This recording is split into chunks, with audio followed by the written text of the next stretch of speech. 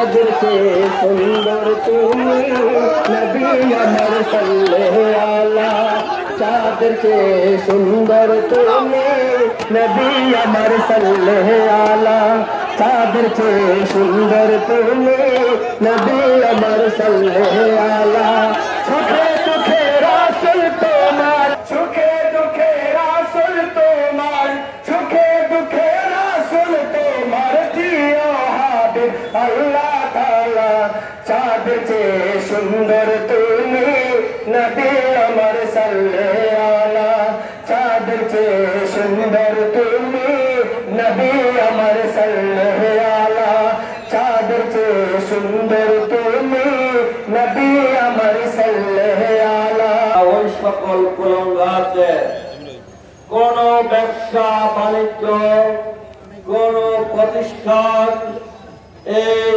মাটিতে বাংলার মাটিতে যেন না হয় আমরা এখনো সময় আছে ওই ফ্রান্সের কুলঙ্গার আমাদের প্রিয় নবী মোহাম্মদ মুস্তাফা সাল্লাল্লাহু আলাইহি সাল্লামের এই বিঙ্গচিত্র নামিয়ে বিশ্ব মুসলিম বিশ্ববাসীর কাছে এই শর্তে ক্ষমা চেয়ে যদি অবশ করে তাহলে শুধুমাত্র তাদেরকে ক্ষমা করবেন কিনা সেটা উলামায়ে কেরাম সহ বিশ্ববাসী বিবেচনা করবেন। তার পূর্বে দেশের সরকার অনতিবিলম্বে ফ্রান্সের অ্যাম্বাসেডরকে তলব করে তাদেরকে বাংলাদেশের 90% মুসলমানের অনুমতির কথা জানিয়ে দিয়ে তাদের পণ্য বর্জন সহ তাদের সকল প্রাতিষ্ঠানিক যে সকল এই বাংলাদেশে ব্যবসা বাণিজ্য সব কিছু বর্জন করতে হবে।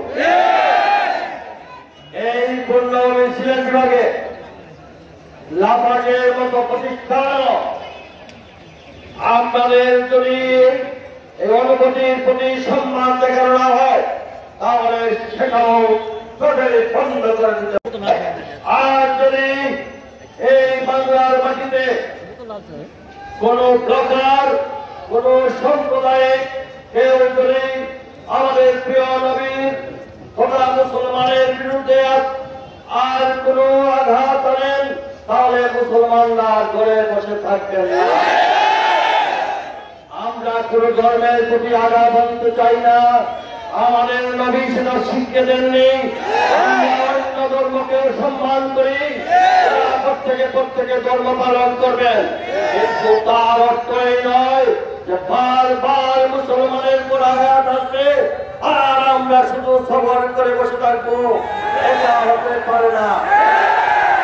আমাদের রক্তে যখন আমাদের প্রিয় নবী সম্পর্কে এই ব্যঙ্গচিত্র সহ বিভিন্ন কুলঙ্গাররা বিভিন্নভাবে আপনার আর্টিকেল লিখে তাদেরকেও আমরা চিহ্নিত করতে হবে।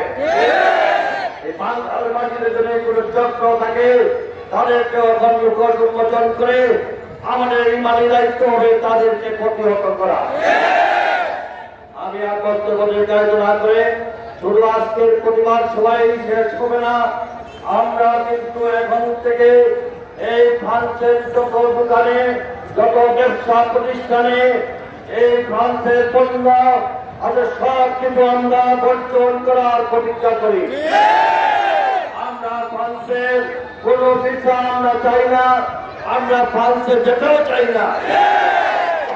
আর ফ্রান্সের অ্যাম্বাসেডরকে আমাদের পররাষ্ট্রমন্ত্রী সিলেটের কিছু সন্তান আমি অনুরোধ করব সরকারি ভাবে সিলেট সহ বাংলাদেশের এই অনুমতির কথা অনতিবিলম্বে এই জনগণের সেন্টিমেন্টের কথা তীব্রভাবে সরকারের পক্ষ থেকে যেন এই ফ্রান্সকে তিরস্কার করতে হয়। বিশ্ব মুসলিম এক হয়ে জাতিসংঘ আছে সব কিছুতে বিরোধিতা করতে, কিন্তু একটি ধর্মের সবচেয়ে বড় সেন্টিমেন্টের জায়গা যেখানে আমাদের প্রিয় নবী আঘাত করা হয়, আমি আশা করব কূটনৈতিক ভাবে সারা বিশ্বের মুসলিমকে এক করে জাতিসংঘের মাধ্যমেও এই ফ্রান্সকে সমুচিত শিক্ষা দিতে হবে। নিরাপত্তার মধ্যে না করে আমরা মহান রাব্বুল আলামিনের সাহায্য চাই। তিনি একমাত্র পারেন সব কিছুর সমাধান দিতে। আমরা কারো কাছে আবেদন করবো না মহান রাব্বুল আলামিন ছাড়া। আমরা আমাদের প্রতিবাদের কথা বলেছি, আগামীতে ইনশাআল্লাহ আমরা সকলে মিলে সম্মিলিত আন্দোলনের মাধ্যমে আমরা আমাদের দাবি আদায় করব।